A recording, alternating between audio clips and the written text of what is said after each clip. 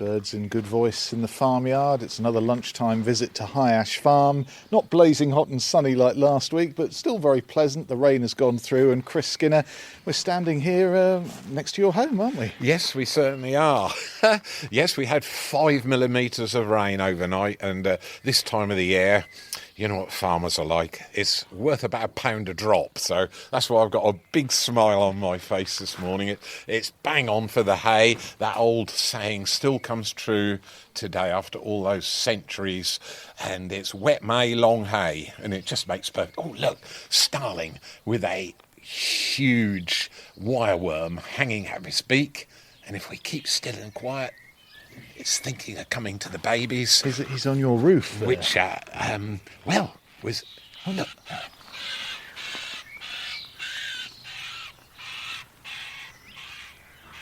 That's a starling with his mouth full.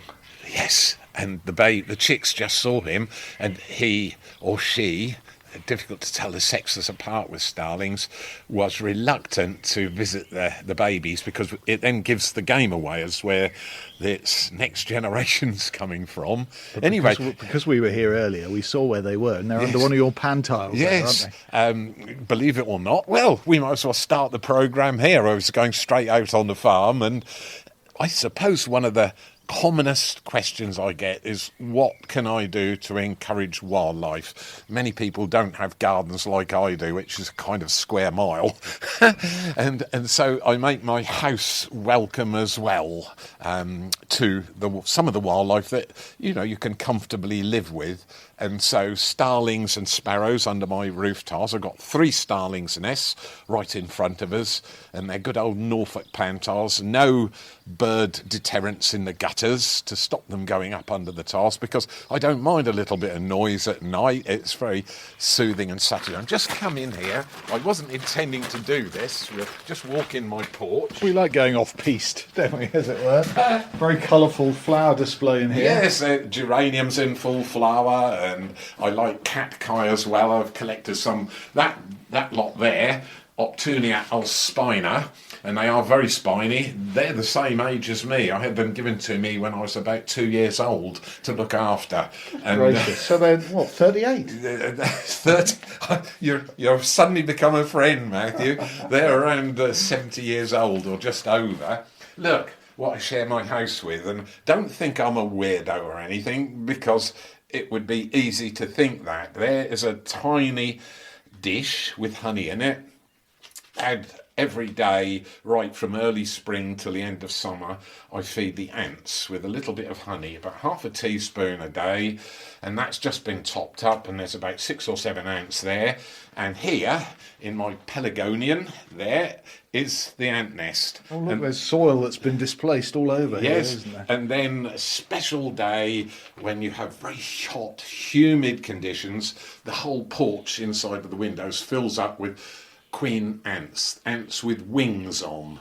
They then fly off. I leave the door open, and they go out, fly up high, and you have drone male ants, also with wings on. The local swallows think it's heaven on earth here because they're scooping up the ants, but those that mate come back down to the ground, and this is what I love about wildlife. The females bite their own wings off, never fly again, and that's an ant colony out on my lawn or out on the fields, anywhere on the farm that it's suitable. So people will say, oh, we've got flying ants, but yes. No, they're ants that's right, that have wings just for that short time. That's correct, and they live in harmony in these little sort of burrow houses. It's a cocoon of burrows in there, in amongst my, and they don't mind a bit of soil comes out, and they just come out. All the ant hills on the farm open on the same day.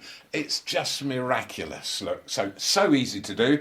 And I did say about looking after wildlife is as much not what to do as to what to do kind of thing, if that makes sense. So I don't want to put ant powder down and kill them. I learn so much from them because they live in harmony, and I suppose they could teach us a lesson. Just come through here. I've got my boots on. Yeah, that's fine. Come on. Oh. This was a former pigsty, so it's a very smart gentleman's residence though. Yes. These days. Right, it's like the TARDIS, it goes on a long way. Oh, we're in Chris's hallway here, past the grandfather clock. Yes. Yep, there we go. Down to the living room. Yes. Still got my wellies on. Oh, I don't feel right about this. No, it's fine. Oh, out onto the porch, the patio. Patio, and such an easy thing to do. When the part of the wall here was rebuilt, it was decrepit and falling down, and the local brickie, I got told off about a week after I'd done it. He came to inspect his work, and I'd drill holes in between the bricks all over. You're right in the cement there, yes. And he said, "What did you do that for?" I said, "Because I like mason bees." Oh, bloody things, he said. But mason bees are solitary bees, and that's one of the species that's in huge decline right across the UK, in fact across Europe. So Norfolk mottos to do different and try and look after them. And I was a former beekeeper till I had children, and one of them went a bit too near one of the hives and got peppered. But this is something just about £3. So easy to do. You can buy them in a lot of hardware shops now. It's a little bee house with canes. Matthew, it's only been up a week, and most of the canes, and there's 75 canes there, mud in the end of them. So those ones that are filled in at the end, Yes. they have now been habited. Yes, by mason bee, and the female mason bee goes down, well down into the cane, and because it's a little bit cloudy and it's been drizzly, there's no flying mason bees here at the moment, so they go right down the cane. She lays an egg down there, then some pollen and nectar, and then she goes and gets some mud and seals it off. But she does it 4 or 5 times. Now, this is unusual for nature because the last one's laid, the first one's out next spring, and they stay in there all winter as larvae. And that's what I said. It's so easy, didn't cost anything virtually, and I just watch them going in and out, and that's the next generation of solitary bees for next year. Bees in the wall, starlings in the roof, Yep. ants in the porch, Yep. and geese on your lawn. On the lawn. A family of geese. The goslings, and I had to buy them in because Quasimodo and Mildred, they're both over 25 years old now, and they just say politely they're past it. And so I purchased 4 young goslings. There they are. Look, they've got their white feathers coming through now. Yes, they have. The first primary feathers on the wings are there. And basically, they're lawnmowers. They're just eating non-stop, all the hours of daylight. And I've made a little run for them because we've got foxes here on the farm. And there'd be several things like to have a go at them. When they were tiny, just out of the eggs, there was some lesser black-backed gulls sitting all around here, just eyeing them up. But Mum has taken to them, and she's a very good foster mum. But Dad, not quite so sure. No, but he has improved in the last week. She went off to have a swim in the duck pond, jumped over the fence, and he got in with them, and he sat down, and they all looked like quite a happy family. Anyway, look, that's enough of this. We've got some serious wildlife to look out on the farm. We're being serenaded by a blackbird in the background, which is lovely. There's one out there on the wires, just over on the meadow there, and they're singing away. And it's perfectly still, little bit of drizzle in the air, so I don't know what we're doing standing here. Come on, proper work to do.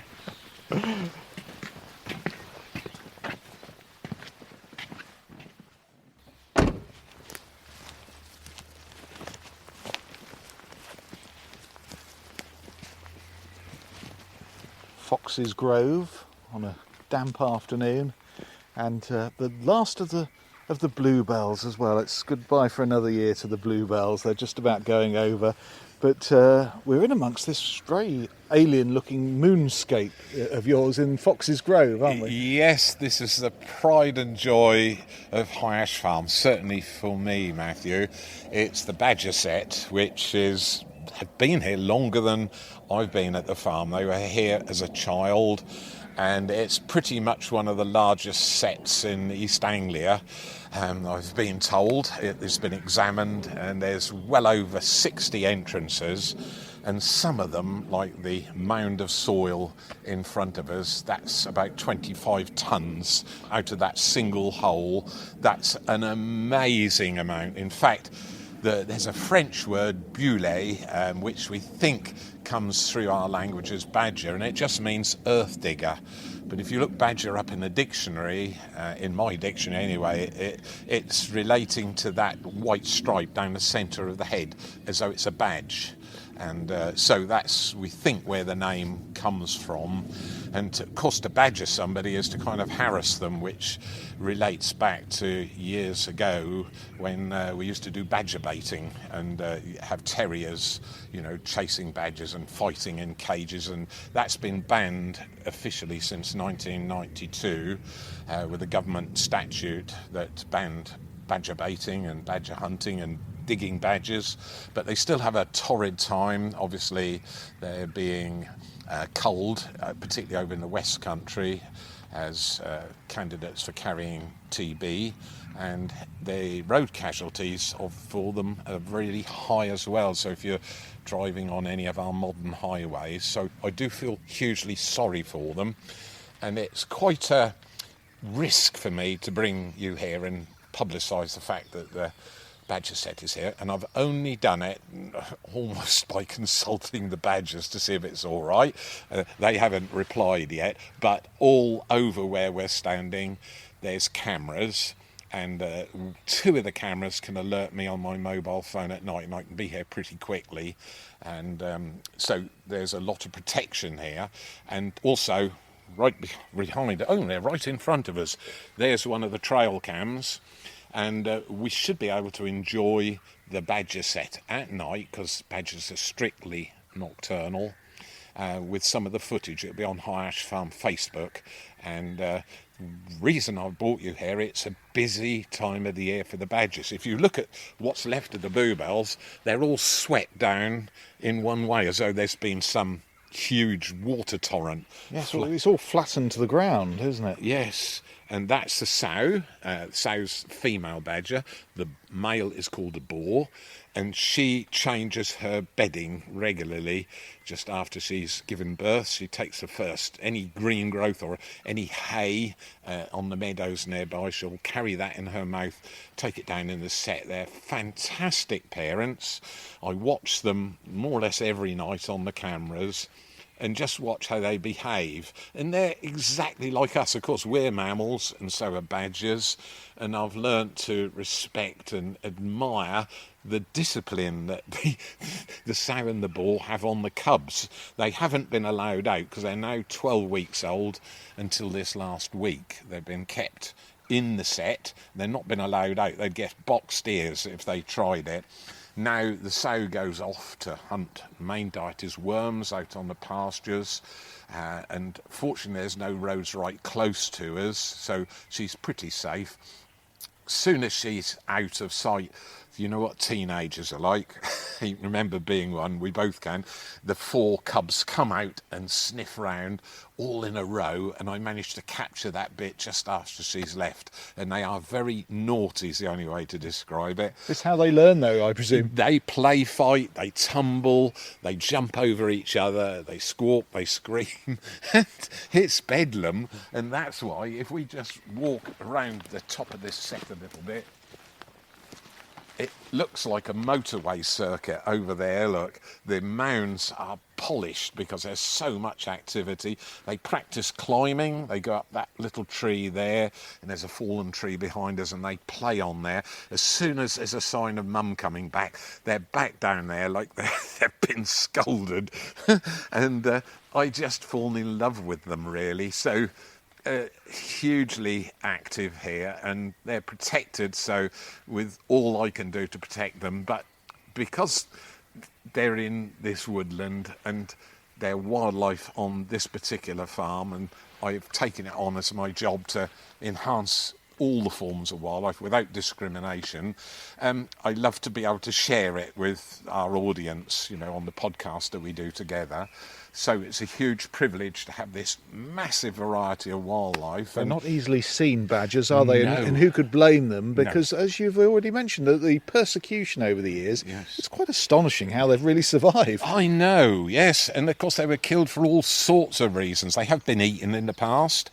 In Scotland, you've heard of sporrans, that's made of badger hair. Shaving. And shaving, that's meant to be the best shaving brush of all, with badger hair, and you'd froth up, and my father used one as well, and it was quite normal back then. So I've taken that Norfolk motto, as I often say, of do different, and instead of persecuting them, because they will eat eggs, they'll eat young birds, they're omnivorous, why I admire them is we had a hornet's nest not far from where we're standing last year, and one of the badgers from this set just came in and dug it out. And I think it must have had stings galore. I've seen hornets in action when they get cross, and regularly round the ditches on the farm they'll dig out wasps' nests. They're quite large animals. They'll also dig out bees, bumblebees' nests close to the ground, nesting birds. They'll take the eggs and the chicks. So they'll climb these trees, will they? They'll climb trees, and one of their favourite diet in the winter months is to eat the snails, the sycamore trees, quite smooth bark, and they use their long claws. I mean, they are large animals. A large boar badger will be just about a metre long and 12.5 to 13 kilos, so it's that 26, 27, 28 pounds in weight, so they're pretty hefty. Long hairs on the outside, they're called guard hairs, and they can move extremely quickly, as you will see with the video of the cubs that we hope to put up for this weekend. They just get a shift on, particularly if mum's coming back. You've never seen anything like it. It's like just a puppet show. They've gone back down into one of these many. This is their home, the set. We call it a set. It's been called all sorts of things over the centuries, but we're pretty much settled on that word now. All these mounds. Yes. And it's quite an extensive area, and I yes, think up the hill there as well. It goes right through there, through the shrubbery. There's some rhododendron bushes there, and all these, all you can describe it with underneath us is a labyrinth of holes, and that's where all this soil comes from. So it's not just out of one hole. They'll dig 20, 30 yards underground, then they'll come up and bring some soil up, and they bring the soil out backwards, which if you're here late evening, because they're strictly nocturnal, you can almost get sprayed with the soil. One of the adult badgers will come out backwards, flicking the soil backwards with its feet as it comes. But I just love them to bits, and there's so much to learn from. They do have family arguments. In the past, this set here has had a huge upset for some reason, and they've moved to another wood as well. So we've got two sets here at the farm. And something I discovered by accident, because I was filming a rabbit warren quite close to where we are. Badgers will often share their set with rabbits, sometimes foxes go in. I often see mice going in and out of these holes. And I was filming at a rabbit warren, and I noticed one of the holes had been filled in, and I was quite concerned about that, and looked at carefully, and there were badger prints all over the top of the soft sand, and I moved it because I thought somebody had come in and done some mischief, and I'd only dug down about 10 inches and I found a dead boar badger. And I carefully looked all around me, and I could see a track.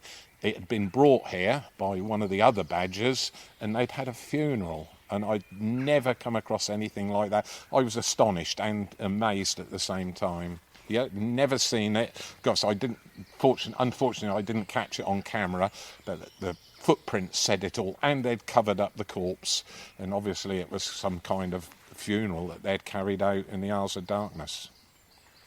Well, I'm absolutely staggered. Yes. That is incredible. And no sign of them during daylight hours, as Chris has referred to, but beneath our feet. They're there, aren't they? And they They probably are aware of us. I should think they're aware of us, and they come to no harm. They're kind of protected here, particularly by that Government Act of 1992, especially to protect badgers, and I'm grateful for that. But there are still people out here that perhaps might listen to this that would fancy coming to do the mischief, and that's why they're protected by me with the cameras. And this is private woodland. This is their home, and you can understand how you would feel if I came to do you a mischief in the middle of the night. So we're learning to appreciate and understand our wildlife. There's still so much more to learn, and it's a privilege to have them here.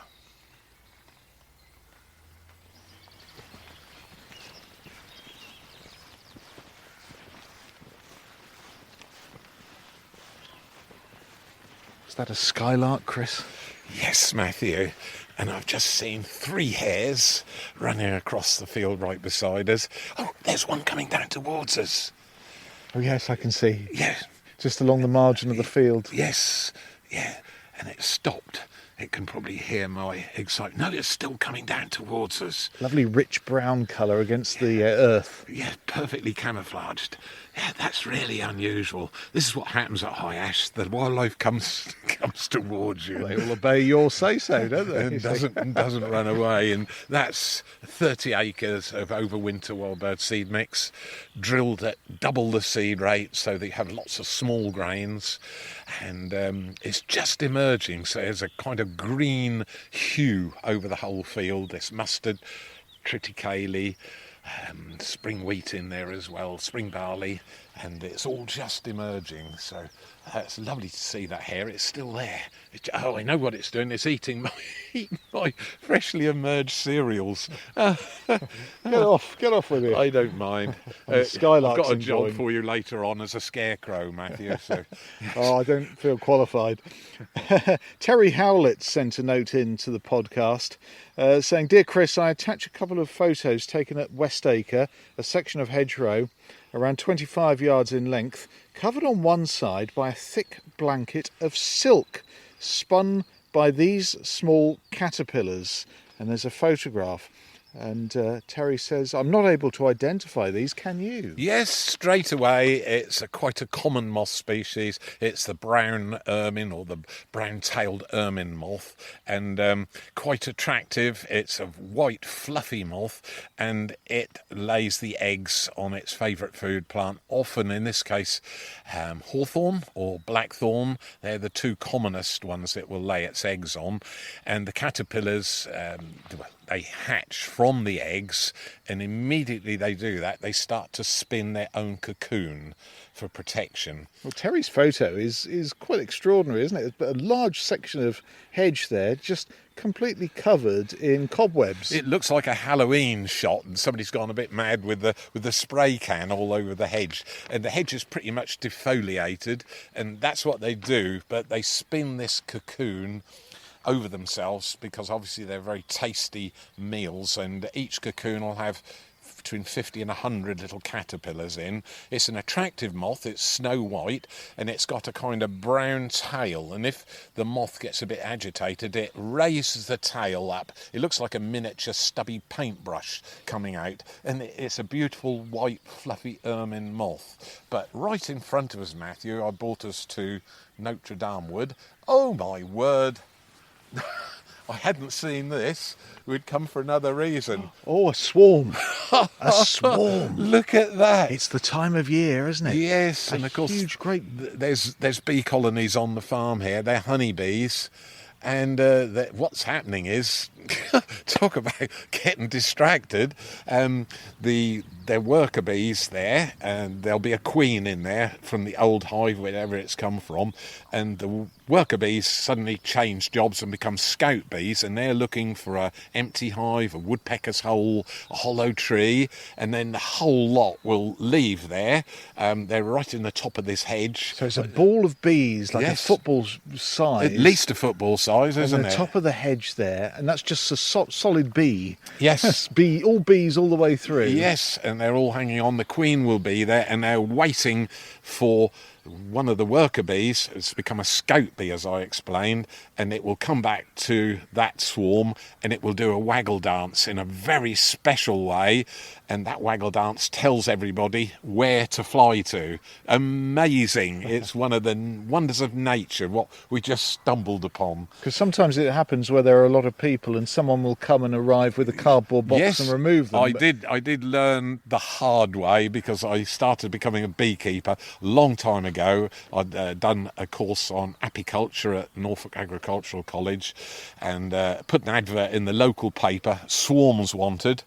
And I went to a little village quite near Kentley. It was called Limpenhoe, and I had my cardboard box, and the beekeeper at college, Mr. Richards, told me you don't need to wear anything, because they're always very good humoured swarms, because they're all filled up with honey and they're in a good mood. Just put the box underneath the swarm, give it a sharp tap, and the bees will drop into the wood box, and they're yours. Take them away, put them outside your hive, and they'll all climb in.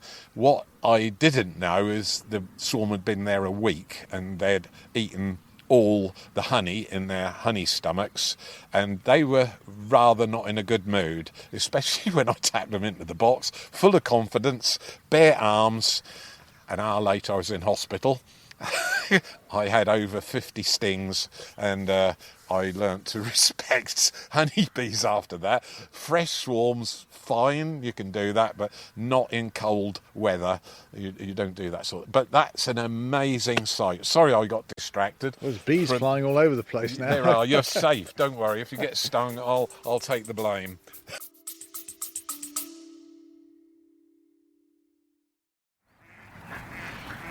The ducks at High Ash Farm going in to roost for an evening. Hey everyone, it's Matthew here, and if you've been enjoying our countryside podcasts, we've got a small favour to ask. Yes, Matthew. What we're going to do is to ask for a small donation to help run the podcast, and any surplus goes for conservation at High Ash Farm here. And so it's really important. We'd both love to keep the podcast going, and that duck agrees with me, I think. Well, it's straightforward to donate. You can make a one-off donation or set up a small monthly contribution, and the address is highashfarm.com/podcast. We're hugely grateful for any support. It means we can keep sharing the stories of the countryside, which I love doing each week, but it's that small amount of cost we need to cover. So thank you very much in advance.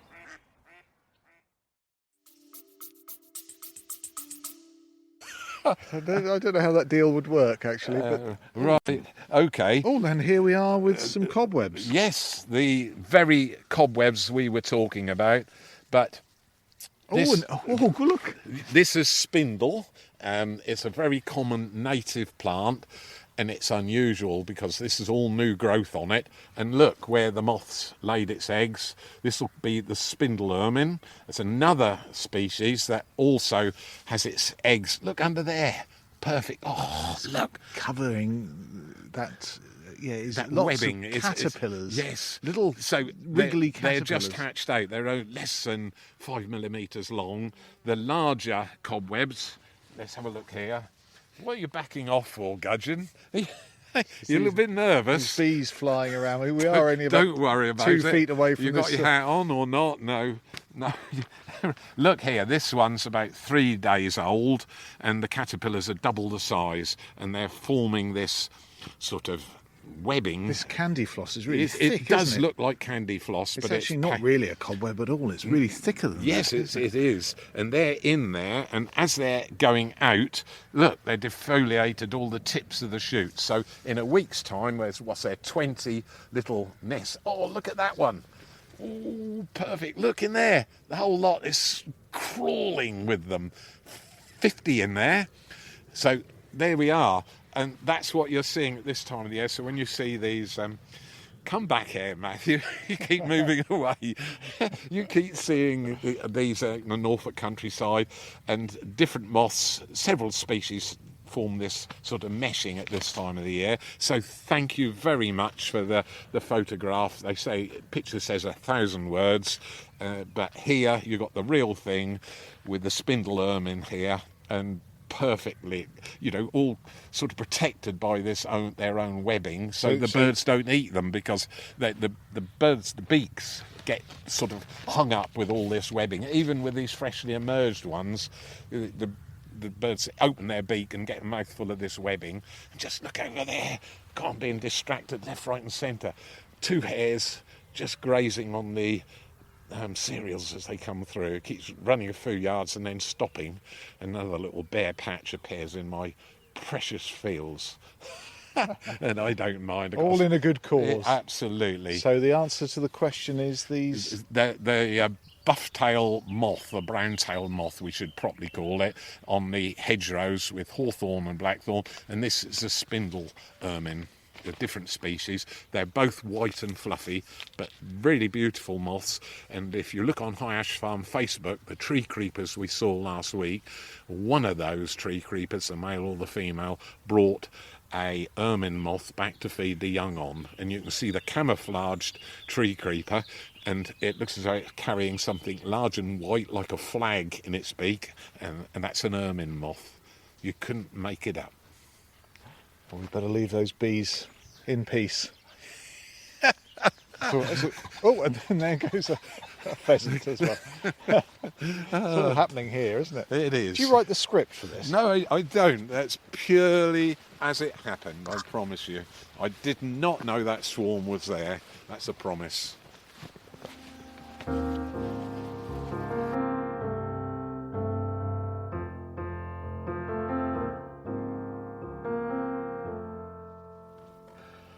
Well, after all that excitement, we've repaired to Chris's farm truck. Well, you have, yes. I'm quite happy to be outside and answer this week's questions. Yeah. Lots more emails. And here's one from an avid listener, as Jess calls herself. And informative, atmospheric and addictive you are, apparently, Chris. That's Maybe me there should all be over. a public health warning. That's my new aftershave called Tester. It works a treat. Jess sends a video and says, "This wood pigeon was in my garden in London. Do you know what the movement on its chest signifies?" Yes, you've got a male wood pigeon and he's displaying to a female, must be nearby. The best and easiest time to see what's happening is if you in London, you've got feral pigeons and the males puff their necks up hugely, and that impresses the female. But on the necks of pigeons, including stock doves and collared doves, wood pigeons as well as our feral pigeons, there are iridescent neck feathers, and they're on display when the male pigeon puffs himself up like that to make himself look bigger and more manly, just like me, and it works a treat. So there we are. That's what that is. That's a male wood pigeon courtship displaying. If the female's nearby, they will both land on the ground and they bow at each other. It's a lovely sight to see. Well done. More video footage sent in by Rose Shepherd, who says, "Dear Chris, you mentioned goldcrests this week. My sister lives in Shipdham in Norfolk and recently filmed these little birds outside her front window. Can you confirm if they're goldcrests or not?" Yes, I had to check carefully because there are 2 species of goldcrest and firecrest which equally qualify for Britain's smallest birds. And what you've got there are goldcrests. Well done. It's a fantastic little video and it demonstrates beautifully the goldcrest, that sort of dark yellow stripe right down the centre of these diminutive little birds, and they're beautiful and they migrate across the North Sea as well. So in cold weather on the near continent, they'll come across the North Sea, these tiny little birds, much smaller than our wren. Now, Chris is listening in North Yorkshire at Masham. They make very good pork sausages in that neck Well, of the you woods. would know that, yes. Of course. I have to go on my bike if I go anywhere. Well, Chris says, you talked about cranesbill and storksbill, the plants, last week, mentioning their names because of their resemblance to birds' bills. both of the species of bird are very rare in this country, so were they a common bird when these plants were first christened? Good question. Absolutely brilliant. Certainly with cranes, there's a lot of evidence that they were quite common in this country. We are gradually reintroducing them, and somebody in Norfolk is breeding them in Broadland as well. But in both cases, cranesbill and storksbill, the name has been translated up from a European word where they are common on the near continent and over further down in Europe, in Central Europe in particular, where both birds are quite common. And what has happened is we've learnt the name in another language and then translated it. And of course, it's the seed pods from both species are very representative of the bills of both those birds, cranes and storks. So unfortunately, it comes from the continent. Tamsin, who is our Tasmanian correspondent, she was over here recently. I think she came to the farm, didn't she? She certainly did, yes. And she says, I've just returned and I'm looking through all our photographs and we have 2 burning bird-related questions. Is the nuthatch that we photographed returning to its own nest? It seems rather a big nesting hole for a bird this size. And if not, what is it up to? It's spent a busy few moments having a good look at this hole. Yes, we have nuthatches nesting on the farm. Now, if you look very carefully at the photograph which Tamsin sent us, there's quite a large hole. It's a green woodpecker's hole. Should be there somewhere. Here we are. Yes, that is it. Now, yes. When you look inside the hole, you will see there's a slight change of colour, and it's mud. And it's chosen a green woodpecker's nest hole, an old one that's not used, about 75mm diameter, 3 inches in old money. And woodpeckers, their scientific name is Sitta europinus, literally the plastering bird.